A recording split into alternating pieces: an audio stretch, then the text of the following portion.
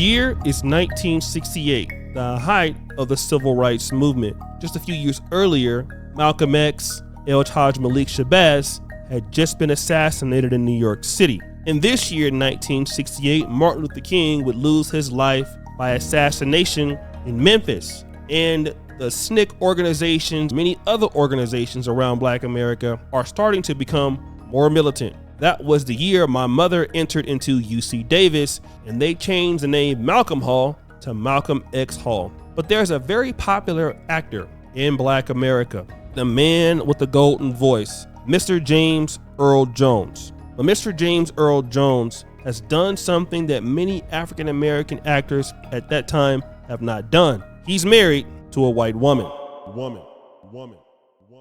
In a very controversial special on Black women, James Earl Jones discussed why so many Black men at that time, or a few Black men, were going away from marrying Black women to going to white women. Jim, do Black men marry white women because of the nature of Black women? I know in some of our earlier conversations you mentioned that the Black women you've met have been uptight. What do you mean by that? Well, I'll answer the one question, what do I mean by uptight? Going toward a more militant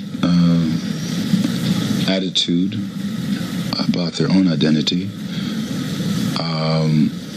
And in many ways are way ahead of the Black man, because I don't know why, but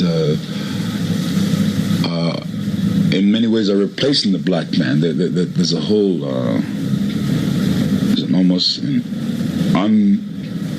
unfeminine aspect of the Black militant woman. Do you find that some Black women you've known, out of your personal experience, blame the Black man for what happened to them in slavery even today?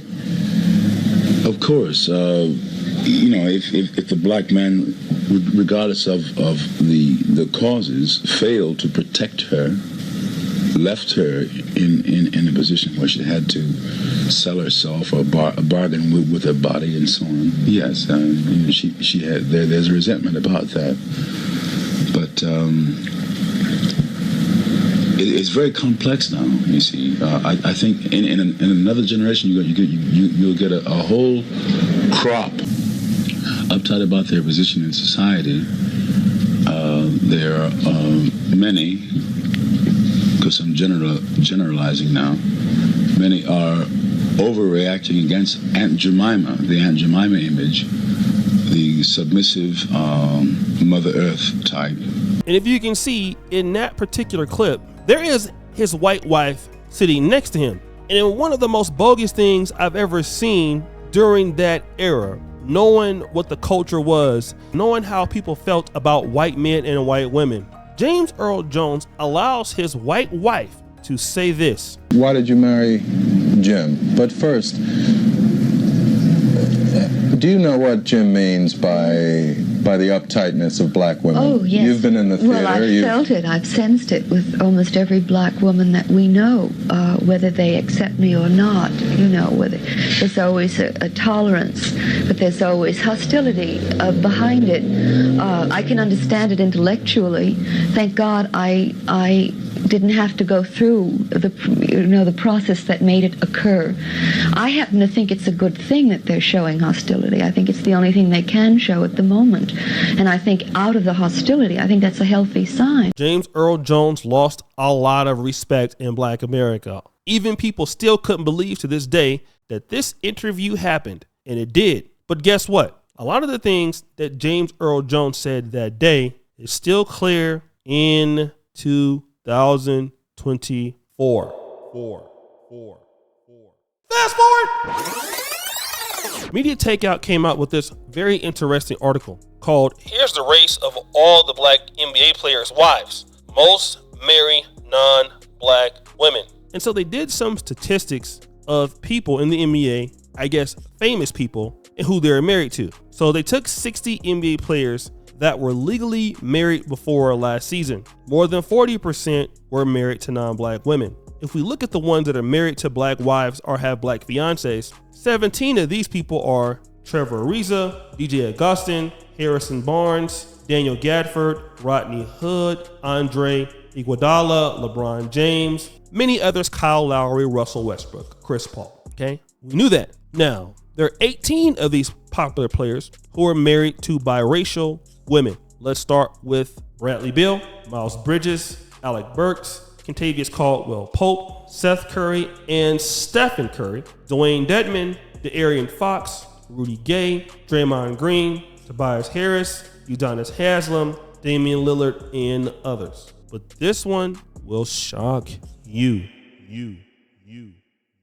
There are players in the NBA, out of the 60, 25 of these, or 41.7%, have black wives. Kent Bazemore, Malik Beasley, Kim Birch, Avery Bradley, Devontae Kikak, Mike Conley, Anthony Davis, she's Dominican, white, I guess, Paul George, Jeff Green, George Hill is a Latina, a white Latina, Drew Holiday, Aaron Holiday, Al Hayford, CJ McCollum, Ben McLemore, Julius Randle, Dennis Schroeder, Tony Snell, and other players. Okay, now we also see players with biracial players with black wives. Okay, there are only 2 out of the 13. Josh Hart and Fred Van Vliet. There are also biracial players with biracial or mixed wives. Out of the 13, 2 of these are Danny Green and Austin Rivers. So out of the 13 players who are biracial and have non-black wives,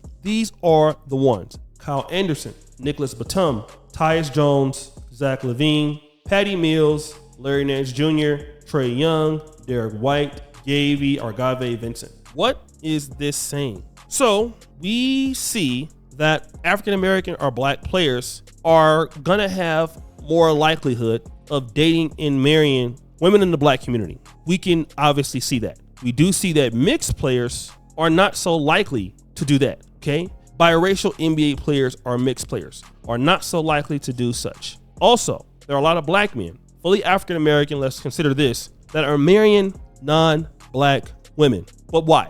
A lot of people are gonna say, well, these guys are sellouts. These guys are just looking because they like white women or they like lighter skin. And of course, that can be the case with some of those guys. But I'll tell you that all of these men have dated black women. All of these men are attracted to black women. Again, what are they looking for? I think a lot of them are looking for a lot of that femininity, okay? And again, when we talk about femininity, we mean when you're a provider, you don't need a woman's money. You're looking for a woman that makes your life completely easy or easier and understanding the role that you have for her. It does not mean that a black woman cannot do that, okay? Because a black woman can surely do that. But it does mean that a lot of the women who come from possibly more stable environments are doing it. Why or how are they doing it? First of all, let's go to college. I went to a predominantly white institution and graduated from there after coming from an HBCU, which was California State University, Sacramento.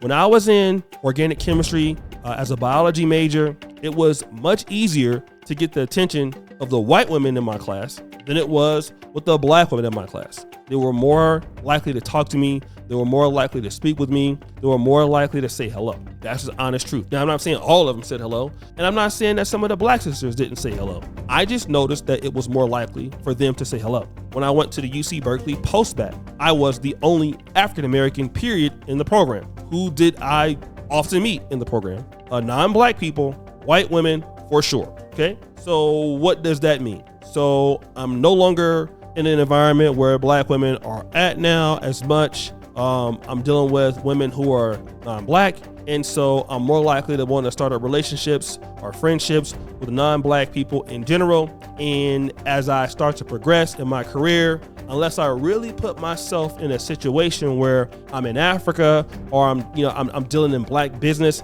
the likelihood that I encounter black women, it decreases.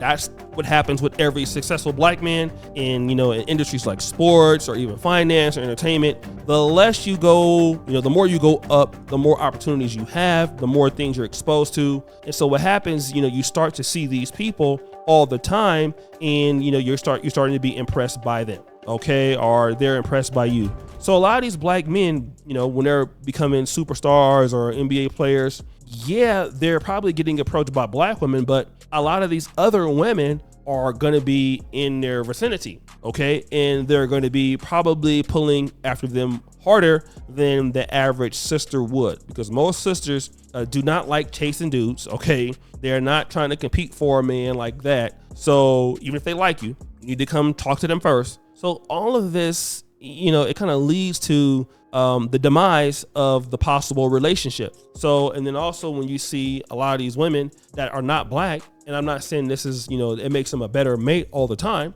but hey, you know, if they're willing to do extra things that they've seen when they were growing up, if they feel like, you know, they're going to cook and clean, they don't mind playing a more feminine role, this is something that they enjoy. While some black women may look at that role and feel like, no, I'm not doing that for you. I'm also educated. I'm also talented. I'm not going to serve you. Why would I serve you? All of those things leads to what you see in today's world. And it's not just happening for black NBA players. It is also happening for black men who are talented. And the more you see black men becoming more successful, you're going to continue to see more of this, especially black men who are coming from mixed race families who may have a white mother. Okay. And that's important. Coming from a mother that is black helps you love or dislike black women a lot. If you are a black man and your mother is white and you're mixed, you're going to identify more with white women than a black woman. And this is what you see. A lot of mixed brothers that have a black dad and a white mom are going to feel most likely more comfortable dealing with white women. And you see that based on the numbers. So guys, it's your boy O'Shea Duke Jackson back at it again with another episode of The Celebrity Junk. I appreciate you for all that you do. Subscribe to the bell. We're out.